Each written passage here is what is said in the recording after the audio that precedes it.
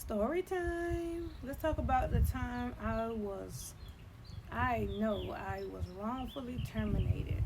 My one time ever being fired from a job. Let's talk about it, okay?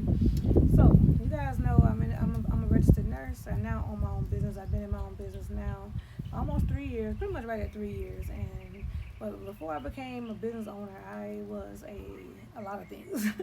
Was so one of my roles was a nursing director in assisted living facility. Okay, I was a nursing director for probably on and off. I would say over at least about 5 years on and off in an ALF setting. Okay, so I started off in an ALF in Gainesville where I live, and then I started working with an executive director who was super awesome, and she ended up transferring to a facility down probably about an hour and a half away. Okay, it's called Lady Lake area. So I was the director down there. The place is called Harbor Chase. There is a Harbor Chase here in Gainesville, but there's also a Harbor Chase there. So it was a brand new at the time, and they had just opened up the facility.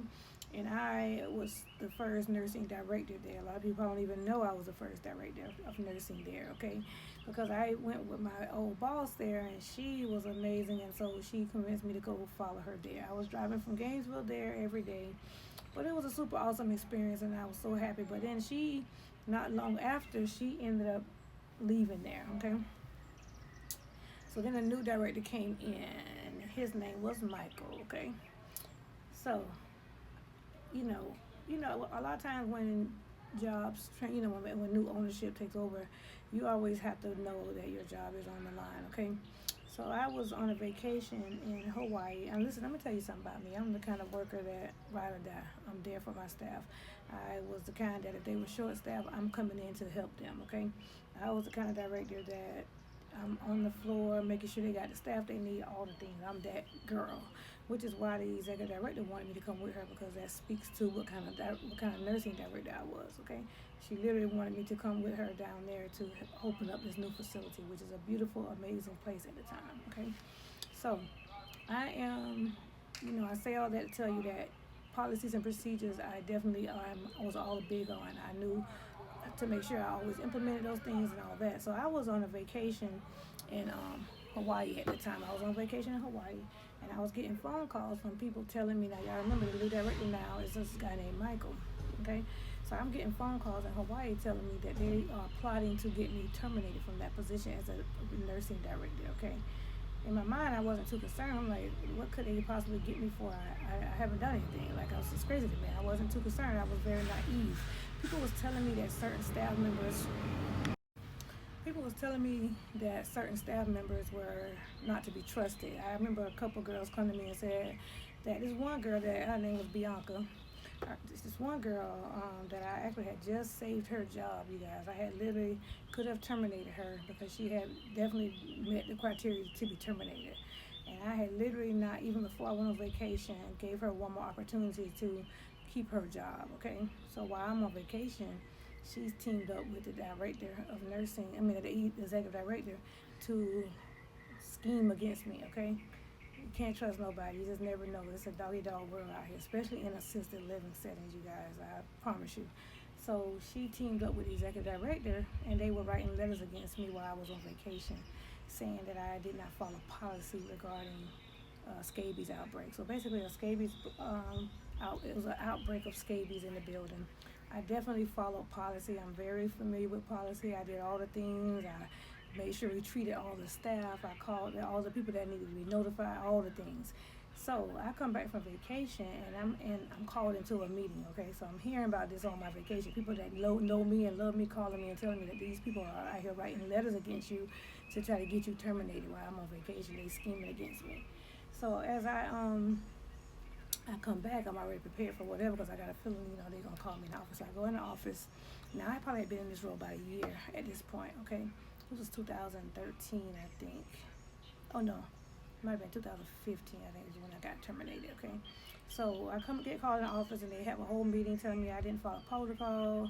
They had called DCF and HRS that I didn't follow protocol. Listen, you guys.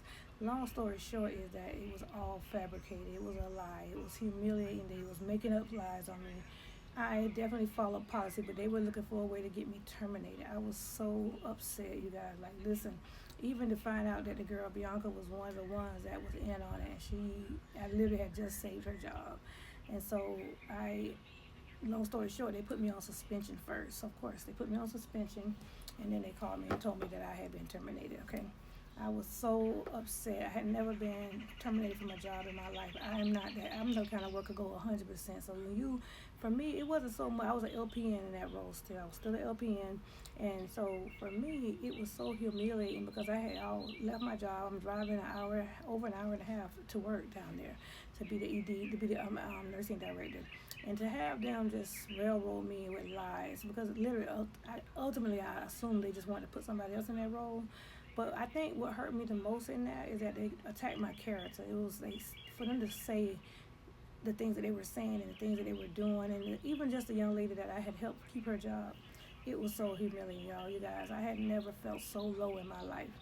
But and even more so is that I gotta let people know that I don't have a job anymore. You know how humiliating it is to find that being a role as a director, and now you're embarrassed. How do you tell people that you're no longer the ED and the RCD resident care director? And now, how do you say that and not be? And then you think you've accomplished, you've arrived, and now you find out these people have railroaded me and fired me from this role that I did not deserve to be fired from. But I say all that to tell you this, that I laid on the couch for a couple of weeks. I was so sick and depressed and crying. I just felt like nothing. I had never felt so low, you guys. And it wasn't that I didn't, it wasn't because they fired me, it's because they were lying on me. The job, it is what it is about, everybody probably have experienced being terminated once in their life, but you lying on me. It was fabricated. So I never felt so low, but I laid on the couch for a couple of weeks, so sick and so depressed about it, so humiliated, so embarrassed. I couldn't tell nobody that I was fired. I didn't know what to say. It wasn't like I had did anything wrong, but it was so embarrassing. So I laid on the couch for a couple of weeks, and then my family was like, "Okay, are you done?" And that's when they told me that I have no reason now. I'm an LPN. As an LPN, you paying bills, you living your life, you're trying to keep your bills paid. And so I probably would have never went back to school for my RN, and that's what I did. With that opportunity, I went back to school to Rasmussen College to get my RN degree. So I say all that to say that sometimes those things happen to you that's so bad and so humiliating, make you feel like you're nothing, and it's a purpose, and it was a purpose for me, and I didn't know it then. I was so depressed. It still wasn't okay how they treated me and how they did me and how they lied on me, and how I know they never found somebody like me. Believe me, I know what my worth was. I knew my worth. So trust me, I knew that they couldn't keep nobody. They wouldn't answer their phones. They wouldn't help them. I brought 110% to the table, and I know that I could not be replaced. Listen, man, when you know your worth, you are irreplaceable. So it was their loss at the end of the day. But it was my gain, y'all. So I had to look at it from a point where it's like, look at that happening to me. I would have still been putting up with a job that didn't deserve me. So I became a registered nurse. I went through Rasmussen, became an RN. In 2017, I became a registered nurse from an LPN to an RN. And look at all the things that have happened to me since then, you guys. This all is part of the plan. So hopefully this story will help somebody who's going through something, who have found people treating you bad, mistreating you, closing doors that you don't know why those doors are closed, firing you from jobs that you know you were wrongfully terminated from. This hopefully will inspire you to know that there is something bigger on the other side of all that hurt and pain and disappointment.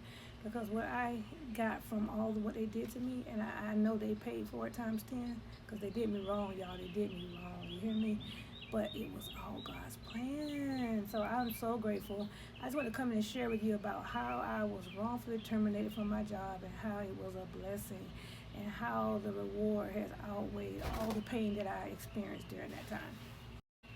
So now all doors closing are bad, you guys. So if you are going through something, experiencing something, just know I'm here to tell you that sometimes that door needs to close to push you to your destiny, your destination, your destiny.